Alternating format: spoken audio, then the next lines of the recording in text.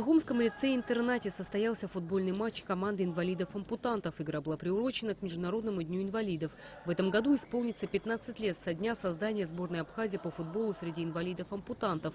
За это время игроки не раз принимали участие в международных турнирах, проводимых как в различных регионах России, так и на родине. Сборная команда состоит из 11 игроков. Среди них есть инвалиды Отечественной войны народа Абхазии, а также потерявшие конечности при других трагических обстоятельствах. Сегодня на поле товарищеская встреча между командами Сухума и Гагры.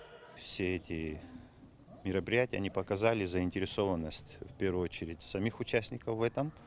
И, естественно, те люди, которые приходили смотреть, они еще раз видели, что, несмотря на сложность своего положения, будучи физически ограниченными, они тем не менее, они демонстрируют очень такие большие способности, они очень все сильны духом, и я бы сказал, что это хороший пример для многих из нас. Несмотря на ограниченные возможности, молодые люди активно занимаются спортом и ведут полноценный образ жизни. Сборная Абхазии инвалидов-ампутантов принимала участие в турнире за Кубок МВД России, который проходил в Пицунде, а также в турнире за Кубок Кавказа в Чечне. Я думаю, что это очень важно для них, поскольку они... В любом случае, каждый из них имеет свои семьи, там у них есть круг лиц, друзей, все, но не надо закрываться, конечно, в рамках своей семьи или своего круга. А как мы можем догадаться, это нетрудно понять, что данная категория лиц, она в любом случае имеет какие-то ограничения в доступе там, на работу или какие-то другие моменты.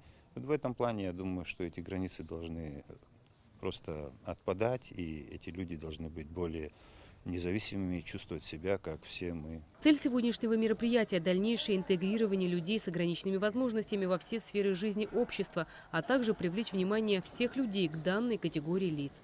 Инвалиды ассоциации футбола показала себя неплохо. Я думаю, что всем понравился.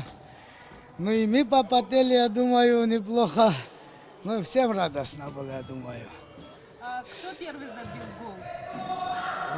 Это забил Джамал Парциц. Многочисленные зрители, а это учащиеся Сухумского лицея-интерната, стали свидетелями захватывающей игры двух команд. И каждая голевая ситуация, созданная футболистами, сопровождалась одобрительными возгласами и аплодисментами. Большое спасибо таким организаторам, которые создали такую группу, футбольную команду. Хочу сказать спасибо также таким игрокам. Вместе играли, они дружно, они не сдавались. Футбольный матч между командами Гагры и Сухума после 2 таймов завершился ничьей. Победила сила воли и любовь к жизни. Не только игра спортсменов, но даже просто выход людей с ограниченными возможностями на поле. Пример того, как нельзя отчаиваться ни при каких обстоятельствах и продолжать жить активной жизнью. От лица МКК участникам были вручены призы. Рената Шакая, Беслан Джинджоли, Абхазское телевидение.